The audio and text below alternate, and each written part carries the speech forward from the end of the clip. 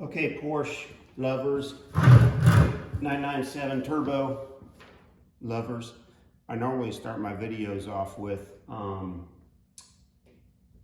okay, pool players, because I got a bunch of pool videos. So if you like playing pool, check out those videos. But anyways, I wanted to do another video on my 997, and I have a list of all the upgrades, the maintenance, and the repairs that I've done in the last 2.5 years. Let me start by how I ended up with this one. I had a 996 turbo, silver with terracotta interior. It was an 02, and I sold that in 08 with 22,000 miles on it to a guy in Philadelphia I'm in Northern California. And I kept in touch with him. He was amazed at how nice the car was when he received it. And the ironic thing is he actually just sold it last year with 101,000 miles on it. And he bumped it up to 1,000 horsepower, racing clutch, exhaust, modifications, and so what is that, 08 to 2024? So he had it for 14 years and put 80,000 miles on it. And that, of course, was the Meteor motor, which this is the .1. This also has the Meteor motor. He said that he beat the crap out of that thing, and it just was awesome. He never had a spun camshaft issue. He never had a coolant leak issue. And as a matter of fact, if I'm correct, he told me the only problem he ever had was a fouled plug. And he told me that he never even changed the plugs. He was running the original plugs in that thing at 1,000 horsepower. Anyways, so then I sold that. I told myself I'll always get another one. I looked and looked and looked, and in 2019, I found a 997.2 PDK with a Meteor gray, which I wanted, with the terracotta, which I wanted. It took me forever to find it. It listed for 99,000. I was looking all the time, and I called the company the day that it was listed, and he told me that I was an hour late. It already went into contract at 99,000. I couldn't believe it. It had 12,800 miles on this 2011 in 19 for 99,000, which was next to nothing before the COVID boom. So I asked the guy if he would sell it out from under him, and I would pay him a big premium. That's how bad I wanted this car and had been waiting. And he didn't want to sell it to me. I kept in contact with him in 6 months and a year, still didn't want to sell it. Then in 2022, I was willing to go up to 135,000 to buy this 2011 997.2 Meteor gray with terracotta from the guy. And he said he's just enjoying the car too much, and it had, like, I think 19,000 miles on it at that time. And so I said, screw it, I gotta find something else. And of course, the COVID boom hit, all the prices went up. Then this one popped up in Houston, or Dallas, excuse me, Austin. And it was a one owner special order, and it had 22,000 in factory upgrades with the ceramics. It's a 2007. And they knew the guy. He was an older guy. He never beat on it. He never tracked it. It was all original. It's flawless. I actually just polished it. So I ended up having it sent out sight unseen just by asking them questions. And it was listed with Mark Motors out there in Austin, Texas. I think they're in Austin. So anyways, it's been 2.5 years now since I've had it. And I have a list here of stuff that I've done. It's $30,000 worth of stuff between the upgrades, the repairs, the maintenance, and a few things that I'm gonna do next. But one thing I want to get into is that 997.1 with the Meteor gray with terracotta now just popped up on for sale. And it's got 27,000 or 28,000 miles on it, and they're asking 121,000. So that still is a 20% premium over 19 to 2000 now in late 24, early 25. But the mileage went from threefold almost, well, from 12,000 to 27,000. But I guarantee you it doesn't have any of these upgrades, which is what this has got. And I'm glad I got this Mesker motor and has the Tiptronic. I went to the Triptonic this time. I love it. I'm totally happy with it. Yeah, sticks are cool. I had it. I had a stick before. But to me, I think with the manual control on the Tiptronic, it's a close second. It's good enough for me. Well, anyways, I have my list of stuff here. I'm going to show it to you, and then we're going to kind of go through it. So I don't know if you can take a snapshot or see that are pretty good, but it's got all the stuff I've broken down: upgrades, repairs, and maintenance. So let's go through those real quick. I don't want this video to be too long, but it's already starting off that way. So the top upgrades that I would say for these 997s, obviously, you know, exhaust is one of them. That I'm going to do some blips on that. I actually have it. I just haven't installed it yet. I'll do some blips on that in a couple months when I get it installed. And some of this stuff includes like independent labor and shops, and then also dealer work, which is like really expensive labor-wise, and parts, and then some of the stuff that I have done. So, but the upgrades, let's start with those. The suspension controller, the DSC controller, man, what a difference. This gut-wrenching ride in the 996, 997, the suspension, the DSC controller, which is $1,400. It's a plug-and-play thing. It made the suspension, they call it more compliant. It was softer, the gut-wrenching was gone, and makes you want to drive the car more. And the steering actually improved, in my opinion. And so that's like a must-have on these 997s, in my opinion. I then did the 20-inch wheels and tires with the Tech Arts. Wheels and tires, that's kind of optional for people if they want to do an upgrade. A lot of people like the original OEM wheels. I still have everything original too. It doesn't even have a scratch on it. And this thing just flipped over, it's just under 39,000 miles. So I think I've put like 5,000 miles on it in the last 2.5 years. I did the depot LED taillights. I did all the LED upgrade on the exterior and the interior stuff. The only modifications on the motor, other than the exhaust, which is next, is I did the BMC air filter.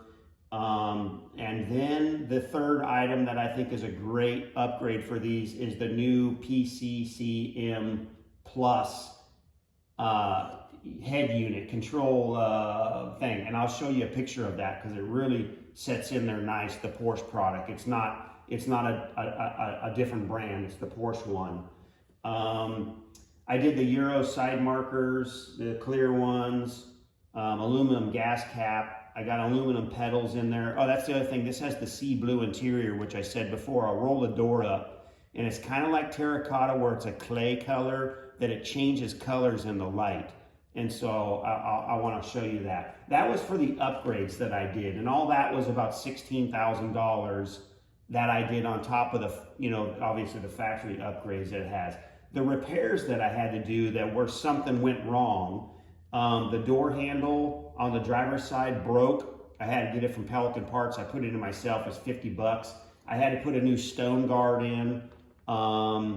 It was on the other side that it just, for some reason, just turned all black, or it showed up that way when I got it. So I did that. The ignition switch, it's a known issue. It's like $450. They're easy to swap out. That's fine. My cup holder was making a rattle noise, so there's a little trick you can watch on YouTube that you could fix that. So I tried to get rid of all the rattles in the inside and everything that I can just make it totally quiet in there. And it worked out pretty good. I got one more I'm trying to chase down. I'll get that, and it's not that bad at all. The other thing that it showed up, I asked the guy originally if there was any leaks, and he said no. well, I did find a leak, and ironically, it's a known issue. It was the wing, the hydraulic leaked. So I ended up going with the ERAM kit, the wing, which is an electric one. And I think it dropped with getting rid of the hydraulic unit and stuff. I think it saved like 4 or 5 pounds on the rear end by getting rid of that whole unit and the hydraulic box and everything. And now it's electric, so I never have to worry about it failing again unless there's an electrical issue. But no more hydraulic mess, no more worries.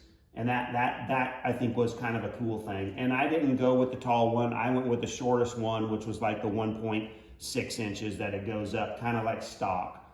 Then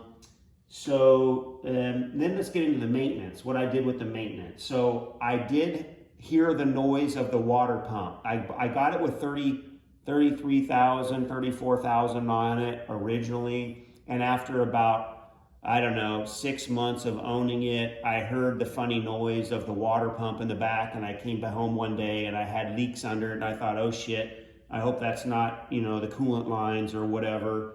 And it turned out to be the water pump. So I took it to the dealer and I had him do all kinds of stuff. It was like $12,000. I had him do new plugs and coils. I had him do water pump and thermostat. I had him do the brake flush. I had a new fuel filter put in. And so they did all those things. I thought there was one other thing that they did too, just kind of like a fresh start, which was good. He said that the plugs had been replaced before, but a lot of the plugs were like extremely loose. He was kind of shocked that they weren't tightened in properly. But anyway, so I got new plugs and coils. And then the other maintenance problem that I had is the CV boots in the front. Last year, I had both of those replaced. All 4 of them, the inners and outers across the front axle, those leaked grease on the front wheels, fixed that. I just recently did an oil and filter. I just recently put new engine mounts in. My tailpipes were sagging. I wanted to get that corrected. They were about, I don't know, over a ½ an inch sagging. They were the original mounts, and I wanted new engine mounts in there before I install my exhaust. So when I align it and everything, I know that I'm all good. I also have the parts, but it hasn't been installed. They recommended that you do new transmission mounts and stops. So I'm gonna have those put in probably, I don't know, in a couple months after I get the exhaust installed. So I think the two go hand in hand with the engine mounts and the tranny mounts.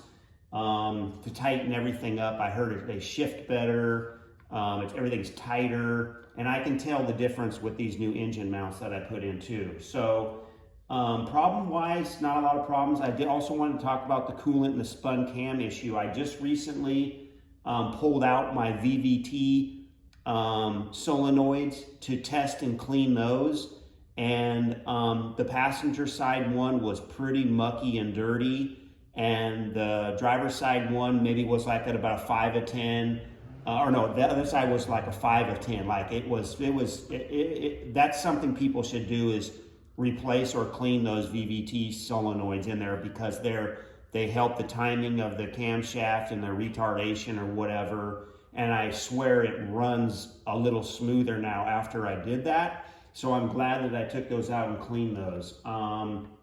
So that was kind of cool. I cleaned all the MAP sensor on the throttle body, the Y pipe. I cleaned my throttle body out recently, got all that cleaned up. Next then, I'm gonna do the tranny fluid and the front differential, and then I need another brake flush. So that's gonna be coming up next. I did have my independent get his eye and go in there and have him look at my coolant pipes, because we all know the 997s at some point. And it doesn't seem to be as big a talked about issue in Europe as it is over here. But now he did tell me he looked at all those and he said they look very good. So that was nice to know.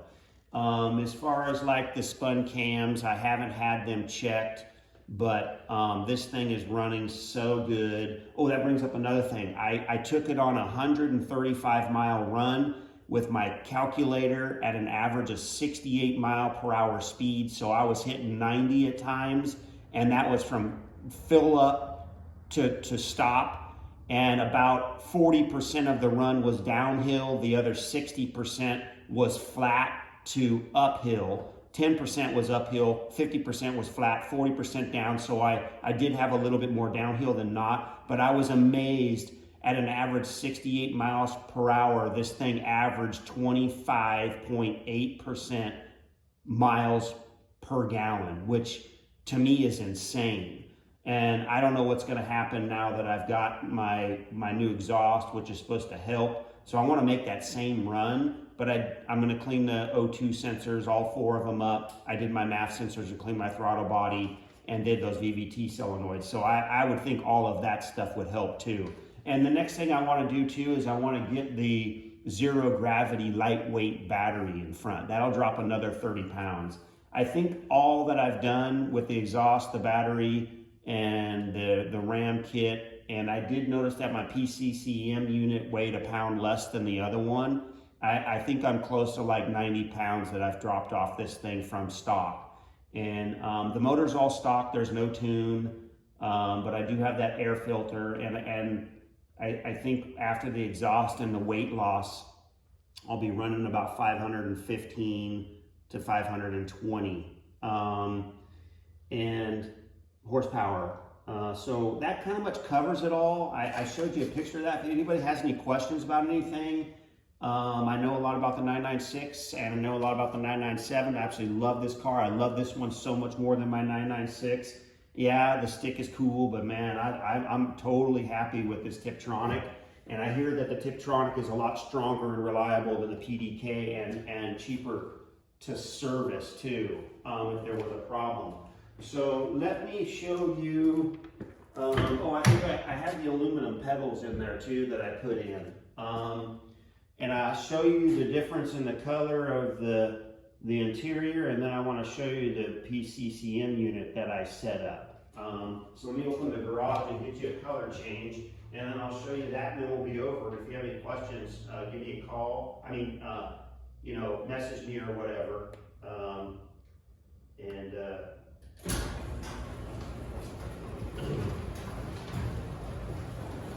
That's my son's 2000 Dodge. He's converting it from a 2-wheel drive to a 4-wheel drive front axle so he can get the extra lift on it. But anyways, yeah, so the color, well, it's kind of hard to tell now, but it does change colors in the light. It was pretty dark there. But check out this new unit right here. Where's my keys at? It's such a nice upgrade for anybody who wants to do this new unit. Man, I'll tell you what, it sounds so much better too. Look at that, it's 7-inch screen, which is nothing in today's standards, but it was 3-inch before. So, anyways, so I hope you guys liked the video, and message me if you have a question, and have a good one. Check out some of my pool videos if you want, like pool. See ya.